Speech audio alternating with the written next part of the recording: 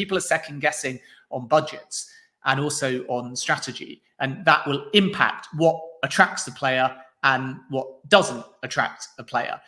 With Chelsea, the challenge that they have had is with their existing players buying into, Mason Mount is a good example, the lowering of the wage bill, but the increasing of incentives. So Chelsea want long-term contracts, they want high incentivization, but they also want Champions League decreases, which they never had under Roman Abramovich. And Victor Osimhen has to look at the project at Chelsea and also understand in his own mind whether or not he wants to walk into a club that in all likelihood is not going to have Champions League football. So Chelsea have to convince the player, and every club has to also negotiate with Napoli, who will do everything in their power to sell Victor Osimhen in 2024, not 2023. And the other thing just to add is that Kvaradona and Osimhen will not go in the same window. Napoli simply won't sanction it. So the advantage for Osimhen is that he's been there longer, whereas with Kvaradona, he's only been at the football club since last summer. They're much more likely to offer him a new deal, and he'll agree to that. But with Victor Osimhen, there's a window of opportunity. The other clubs, I think, are genuinely in the race, including PSG, but Osimhen wants the Premier League.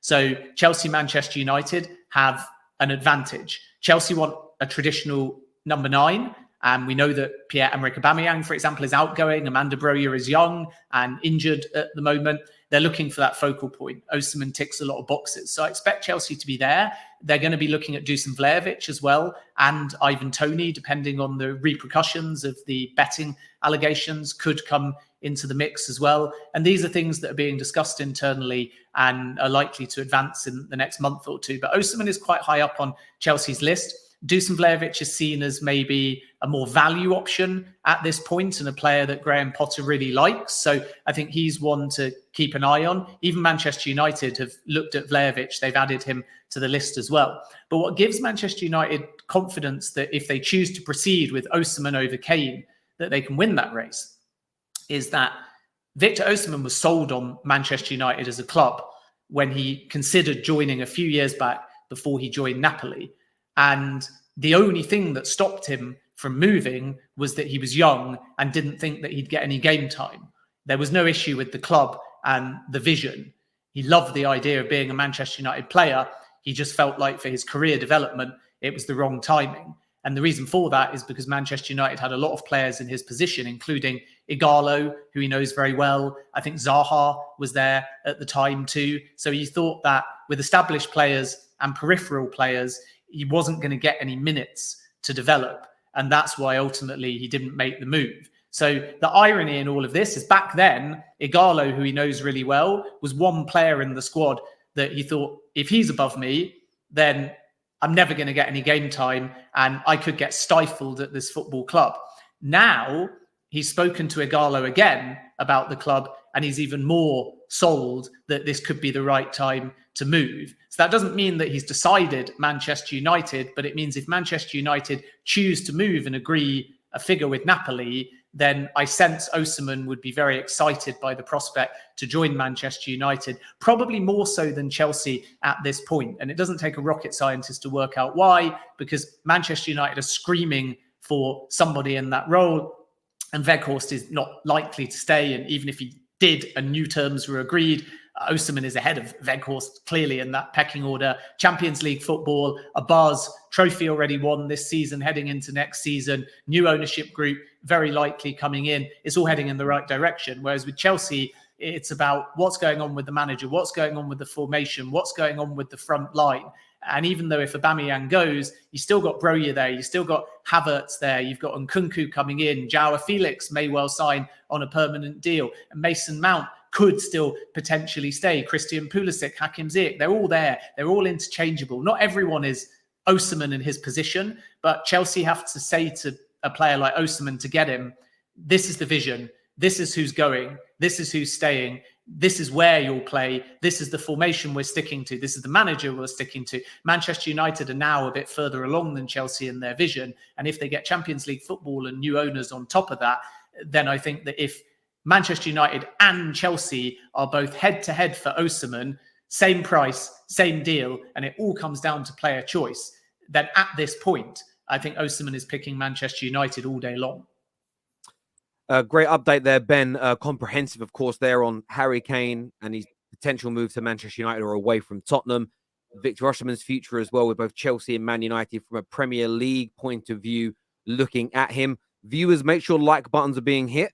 Make sure you're subscribing and turning on the bell notification button as well. There's a few questions that have come in.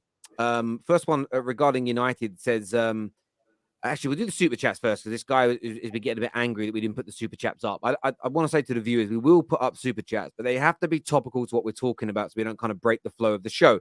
But this guy says, Ben Jacobs, are you a brown envelope? He follows it up with, Ben, are you familiar with the term brown envelope? Does it exist in football and how does it work? Interested to hear if you think it's just a buzzword.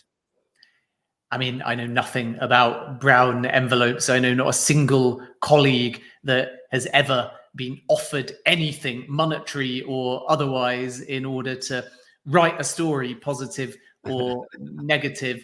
We have integrity and standards like in any other industry, and you would be shooting yourself in the foot, taking an angle or writing something because you're paid to do so or incentivized to do so. You have to then function in other areas, other stories, deal with other clubs. It would be totally counterproductive. It would work once, wouldn't it? It would work once. You'd get the money and then you'd have no more trust in anybody else and your career would fall away. It would have to be enough. I went through this a lot. When I worked in banking, we caught people that would take backhanders from fraudsters to get them information. And you know why it never made sense to me? Because the money they were given was never enough to set them up for life. It would make sense if the Qataris wanted you to paint them in a nice way and they offered you £10 million to do it, because then you could ride off into the sunset and they go, look, there's £5,000 to say something nice about us. That's not going to, you know what I mean? That's going to help you for a month or two. Yeah, it's crazy. It's really crazy. But I think that I would say there's a few aspects to this worth pointing out. The first thing, by the way, is I did actually once receive money and it totally shocked me. And it was a press event over in China. And we got a little invite, and it was to do with the launch of a foundation.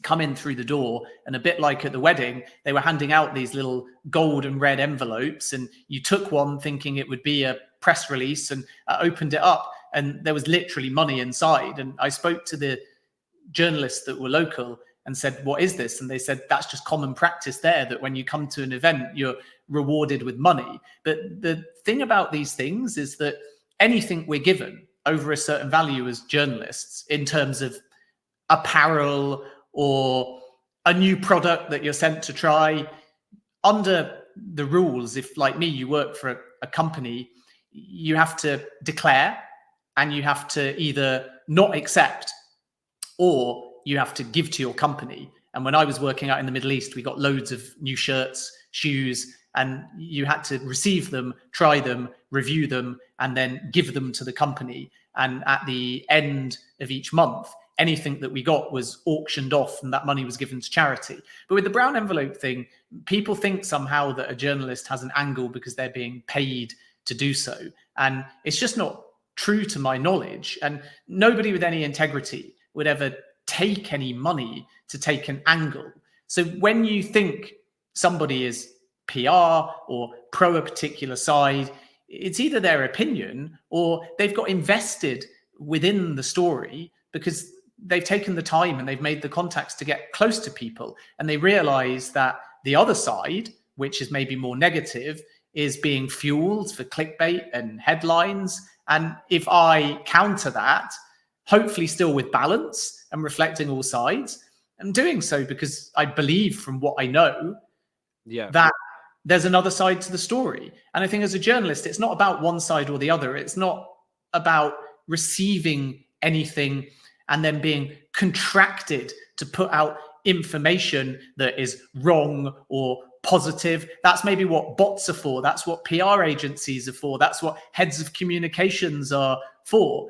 As a journalist, it's the story. So if I think that the story is positive, I'll report it as positive. If I think the story is negative, I'll report it as negative. And I think Graham Potter's a good example of this at Chelsea.